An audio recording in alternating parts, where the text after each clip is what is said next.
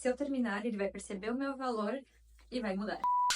Bem-vindos ao episódio Propagandas que eu não caio e que você também não deveria cair. Se você já ouviu por aí algumas frases que parecem fazer total sentido, mas no fundo só te mantêm presos em ciclos que não levam a lugar nenhum, esse vídeo é pra você. Olá, gurias! Sejam bem-vindas! Para quem não me conhece, eu sou Patrícia Baques, psicóloga clínica, e aqui no canal eu falo sobre psicologia de forma descomplicada. E também trago questões sobre relacionamentos. Hoje a gente vai falar sobre algumas propagandas emocionais que muitas pessoas acabam comprando, mas que na prática só geram frustração, sofrimento e estagnação emocional. Já aproveita para se inscrever no canal e curtir esse vídeo.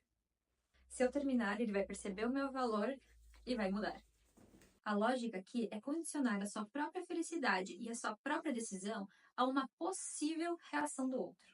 Em outras palavras, você está terceirizando sua responsabilidade de decisão e escolha, colocando o seu futuro nas mãos de outra pessoa. E sim, há muitos porquês por trás dessa sua decisão, como dependência emocional, baixa autoestima, a crença inconsciente de que o seu valor está atrelado a uma validação externa, ao reconhecimento do outro, não se achar merecedora de boas relações, ou estar familiarizada àquele tipo de relação, em que você se sente responsável pela harmonia da relação, que se sente responsável em cuidar, proteger, fazer com que a outra pessoa se sinta bem. Enfim, são N questões que você só vai conseguir começar a entender para conseguir mudar a partir do processo de autoconhecimento que a gente faz na psicoterapia. E a verdade é que quem não viu seu valor enquanto estava com você, não necessariamente vai ver quando te perder. Isso está muito atrelado a filmes de romance. Então vamos pensar um pouquinho.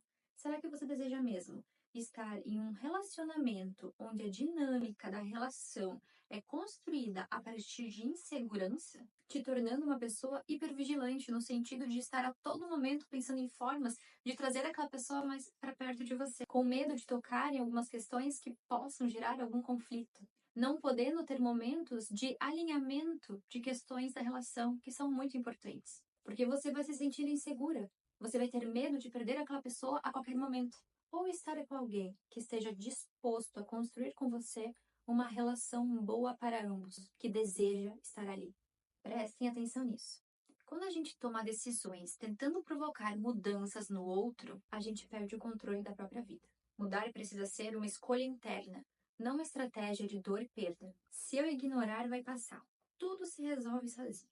Pessoas que pensam assim são pessoas evitativas. Tá, mas o que isso quer dizer? São pessoas que tentam fugir, suprimir, ignorar pensamentos, emoções, situações desconfortáveis, na esperança que sumam sozinhos. São pessoas que aprenderam desde muito cedo a lidar com situações difíceis, situações constrangedoras, situações desconfortáveis dessa forma. Seja porque na família não havia acolhimento dos sentimentos daquela criança, falta de um olhar, de um cuidado, onde muitas questões eram evitadas. Mas conforme a gente vai crescendo, a gente vai entendendo que quanto mais a gente evita um assunto, uma situação, maior o problema fica. Porque tudo aquilo não desaparece.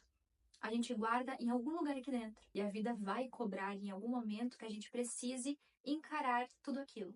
É como uma conta que você não paga. Os juros emocionais vêm. E a gente precisa começar a entender que ignorar não é o mesmo que resolver. E muitas vezes, quando você finge que está tudo bem, o seu corpo dá um jeito de te lembrar que não está. E a gente acaba somatizando no corpo tudo aquilo, como através de ansiedade, crise de pânico, protuberâncias na pele, sintomas físicos, cansaço mental. São sinais que o nosso corpo usa de alerta para que a gente preste atenção no que está acontecendo. Então, tudo que a gente guarda em caixinhas aqui dentro, em algum momento a gente vai precisar abrir para lidar com aquilo. Porque antigamente os relacionamentos duravam mais.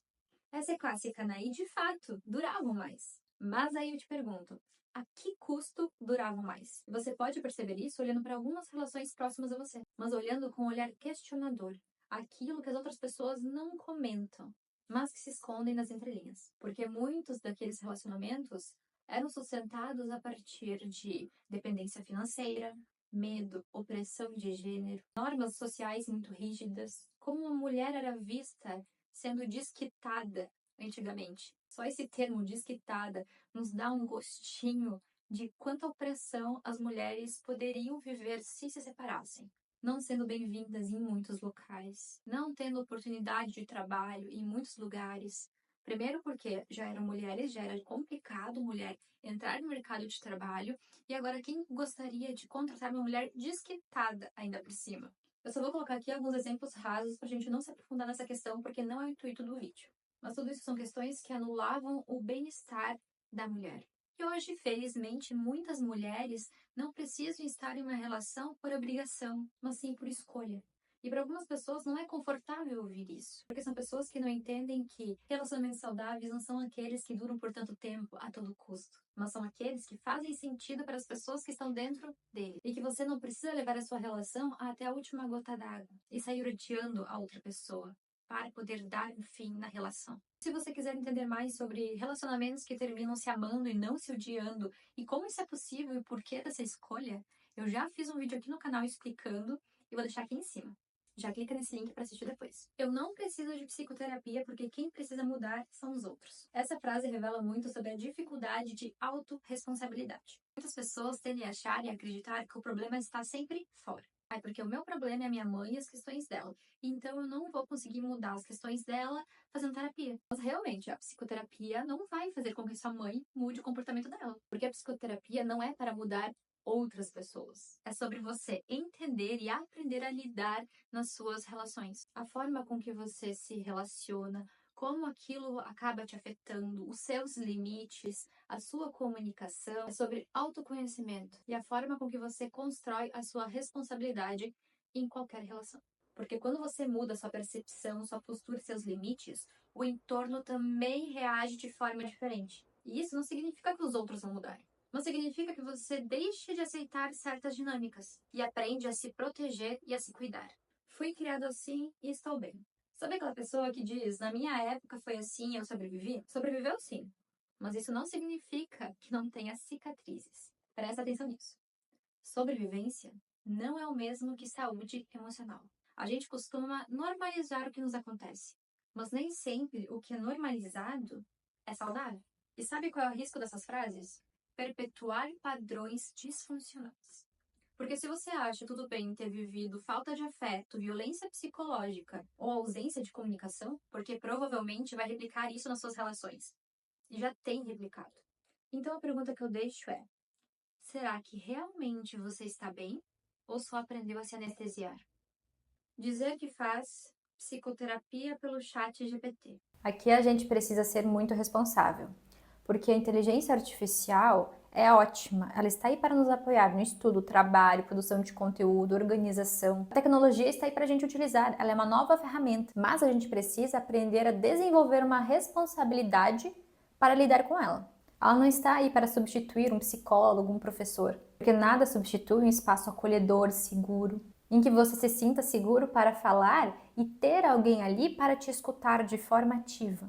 A psicoterapia é um processo humano que envolve vínculo, escuta ativa, manejo clínico, entendimento das suas emoções, reações, das suas histórias, dos seus traumas. É você falar no seu tempo com as suas palavras e ter alguém ali que vai interpretar e analisar o tempo que você fala, as pausas que você dá e o silêncio. Isso tudo diz muito e faz parte do processo. A inteligência artificial pode fazer com que você se sinta amparado, com uma reflexão genérica e vazia. Isso não substitui o acolhimento e a escuta qualificada de um profissional. O psicólogo não pode demonstrar emoção. E essa é uma visão muito ultrapassada sobre o papel do psicólogo. Porque se a gente olhar para trás, a gente tem aquela visão de um psicólogo até como um robô. De terninho básico, expressão neutra, existe e deve ser respeitado ética, manejo, limites, profissionalismo, mas isso não significa ser frio, distante ou indiferente. Muito pelo contrário, a relação terapêutica muitas vezes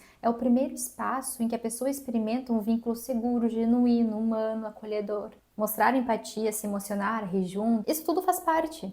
E isso não fragiliza a psicoterapia, apenas fortalece. Constelação familiar, e aqui é bem importante eu diferenciar.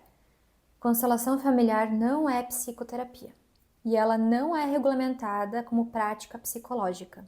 Então, profissionais não podem utilizar o título de psicólogo para oferecer este serviço. Eu não estou aqui para julgar quem escolhe esse caminho, mas é fundamental que as pessoas saibam a diferença. Se você se identificou com alguma dessas frases, não se culpe. Mais importante é olhar para tudo isso com mais consciência e entender que é possível sim construir relações mais saudáveis com os outros e com você mesmo.